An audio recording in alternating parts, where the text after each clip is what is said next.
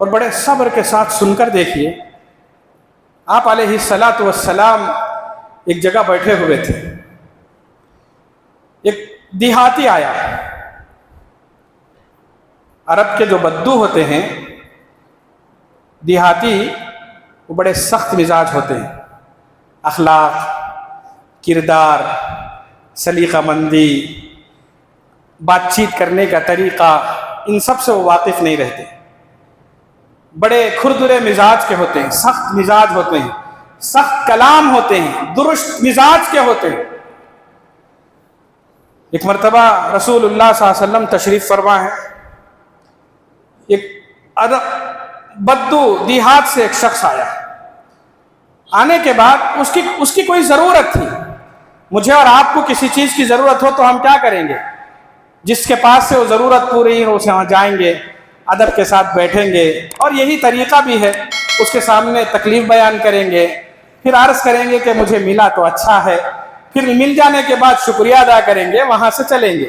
یہ طریقہ ہے، یہی اخلاق ہے، یہی کردار ہے۔ مگر وہ بدو جو آیا تھا، حدیث پاک میں آتا ہے رسول اللہ صلی اللہ علیہ وسلم ایک چادر اوڑھے ہوئے بیٹھے ہوئے تھے، پیچھے سے آیا، وہ جو چادر آپ کے گلے میں پڑی ہوئی تھی اس چادر کو کھینچا، زور سے کھینچا۔ حدیث میں آتا اس زور سے کھینچا کہ چادر نکلنے کے بعد رسول اللہ صلی اللہ علیہ وسلم کے گردن پر اس کا نشان بیٹھ گیا۔ گستاخی ہوئی کہ نہیں ہوئی؟ بہت بڑی گستاخی ہوئی تھی۔ دوسری حرکت اس نے رسول اللہ صلی اللہ علیہ وسلم کو بے ادبی سے بلایا۔ محمد، صحابہ کرام کو حکم تھا کہ نام لے کر نہ پکارا جائے، بدو تھا، اس نے کھینچا، پھر اس کے بعد زبان کھول کر کہا محمد، پھر اس کے بعد جو مانگ رہا ہے وہ طریقہ دیکھو۔ اس نے کہا اللہ نے تمہارے پاس ہم لوگوں کو دینے کے لیے جو مال رکھا ہے وہ دو۔ بیت المال کا جو مال ہے وہ طلب کر رہا ہے، صدقہ اور خیرات کا جو مال ہے وہ طلب کر رہا۔ پہلے چادر کھینچی، پھر محمد کہہ کر پکارا، اور پھر اس کے بعد کہا جو مال تمہارے پاس اللہ نے دینے کے لیے رکھا ہے وہ دو۔ تیسرا اس نے کہا کہ یہ جو مال تم نے رکھا ہے، غور سے سنیں، اس نے کہا کہ یہ جو مال تم نے اپنے پاس رکھا ہے یہ تمہارا بھی نہیں ہے، تمہارے باپ کا بھی نہیں ہے۔ اللہ اکبر، کتنی گستاخیاں، کتنی گستاخیاں۔ ہم چاہتے ہیں کہ مانگنے والا ہمارے پاس عاجزی کرے، ناک رگڑے، گھٹنے ٹیکے، ہمارے کام کرے، زندگی بھر ہم ہی سلام کرتے رہے۔ اللہ اکبر، لینے سے پہلے اس کا یہ عالم ہے۔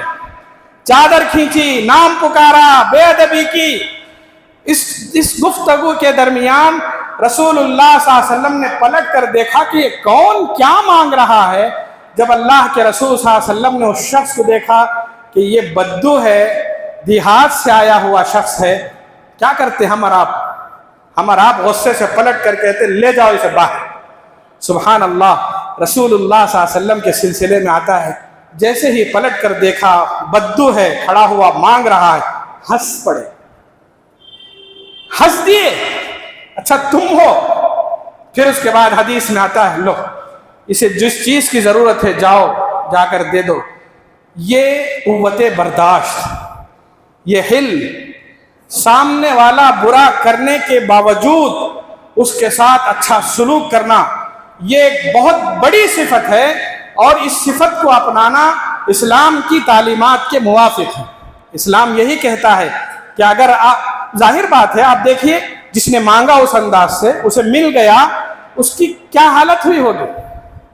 اس نے خود سوچا ہوگا میرے ساتھ اتنا بہترین سلوک۔ دلوں کی جو دنیا اس وقت بدلی تھی اس کی وجہ یہی تھی کہ آپ نے اپنے اخلاق، اپنے کردار کے ذریعے۔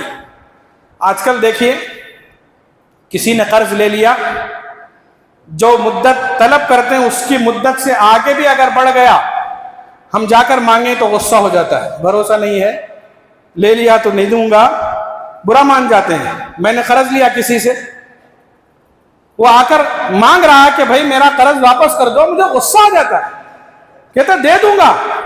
مدت بڑھ جاتی ہے, دن دن بڑھ جاتے ہیں, سال سال کبھی بڑھ جاتے ہیں, ہزاروں لاکھوں روپئے رکھ کر ادب سے بیٹھے رہتے ہیں. رسول اللہ صلی اللہ علیہ وسلم نے بھی ایک دیہاتی آدمی سے ایک مرتبہ قرض لے لیا تھا اور کہا تھا کہ اس مدت تک میں تمہیں لوٹا دوں گا. حدیث میں آتا ہے قرض کی جو مدت تھی ابھی باقی تھی اور دن تھے دینے کے لیے, مگر وقت سے پہلے جس نے قرض دیا تھا وہ رسول اللہ صلی اللہ علیہ وسلم کے پاس آ گیا. اس نے کہا کہ محمد صلی اللہ علیہ وسلم آپ نے مجھ سے جو قرض لیا تھا وہ واپس کیجیے. کہا کہ ابھی تو وقت ہے, ابھی وقت ہے, آپ کے وقت پر آپ کو دے دیا جائے گا. کہا کہ نہیں, مجھے ابھی دینا پڑے. صرف مانگا نہیں, وقت سے پہلے مانگ رہا, یہ بھی غلط ہے. مانگتے ہوئے گستاخی بھی کر رہا تھا, گالی گلوچ بھی کر رہا تھا, بک رہا تھا. رسول اللہ صلی اللہ علیہ وسلم تب بھی خاموش تھے. غصہ آپ کو نہیں آیا, صحابہ کو آ گیا.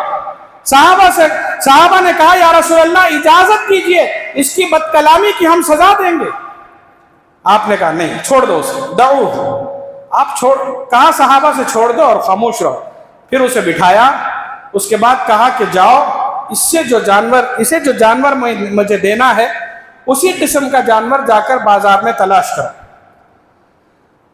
گئے بازار, صحابہ واپس لوٹ کر آئے, کہا کہ جو جانور آپ نے لیا تھا اس کے مقدار کا کوئی جانور نہیں ہے, البتہ اس سے اچھے جانور ہیں, اس سے اچھے جانور ہیں. اللہ کے رسول صلی اللہ علیہ وسلم نے فرمایا کہ کوئی بات نہیں, جو اچھا جانور ہے وہی لے کر آؤ اور اسے دے دو. اور پھر اس کے بعد آپ علیہ السلام نے فرمایا کہ اگر کسی سے قرض لو تو اس سے قرض اچھے طریقے سے ادا کرنے کی کوشش کرو. یہ رسول اللہ صلی اللہ علیہ وسلم کی تعلیمات تھی. اللہ کے رسول صلی اللہ علیہ وسلم نے حلم اور بردباری کے یہ پیغامات ہمارے سامنے رکھی. اگر یہ قوت برداشت, یہ تحمل مزاجی اگر ہمارے اندر آ گئی تو پھر ہمارے بہت سارے